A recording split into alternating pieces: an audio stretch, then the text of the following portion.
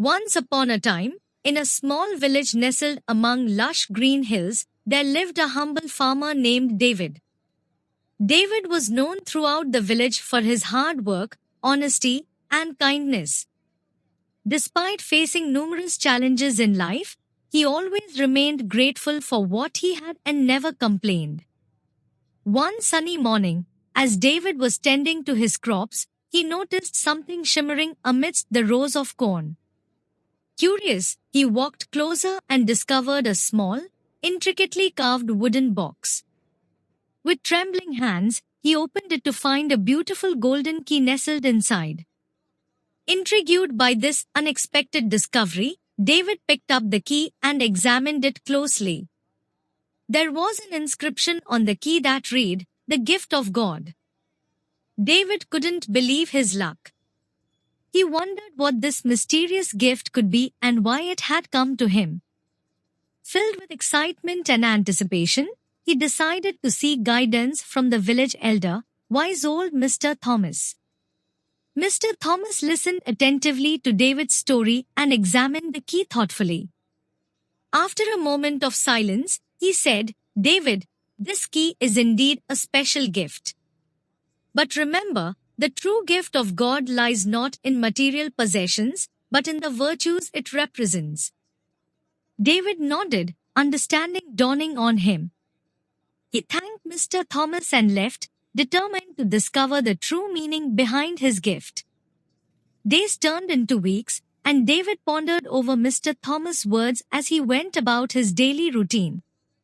He made a conscious effort to practice patience, kindness, compassion, and gratitude in everything he did. One day, while David was walking through the village market, he noticed an elderly woman struggling to carry her heavy basket of groceries. Without hesitation, David rushed to her aid and offered to help her carry the load to her home. Grateful for his assistance, the old woman thanked David profusely and insisted on inviting him in for tea. As they sat together, she shared stories of her life, her joys, and her sorrows. Moved by her kindness and wisdom, David realized that true wealth lay not in possessions, but in the connections we forge with others and the love we share. As he bid the old woman farewell and continued on his way, David felt a sense of fulfillment wash over him. He understood now that the key he had found was not a physical object, but a symbol of the values he held dear. With newfound purpose, David dedicated himself to helping others in any way he could. He volunteered at the village school, teaching children to read and write.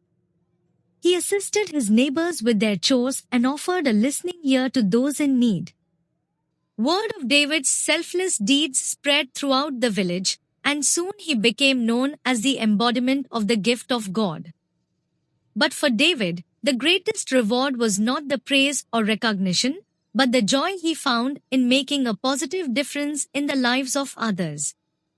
Years passed, and David grew old, but his spirit remained as vibrant as ever. On his deathbed, surrounded by loved ones, he reflected on his life with a heart full of gratitude. As he closed his eyes for the final time, David knew that the true gift of God was not something to be found in a wooden box or a golden key, but in the simple acts of love, kindness, and compassion that he had shared with the world. And in that realization, he found peace. Thank you for watching this video. Do like and subscribe.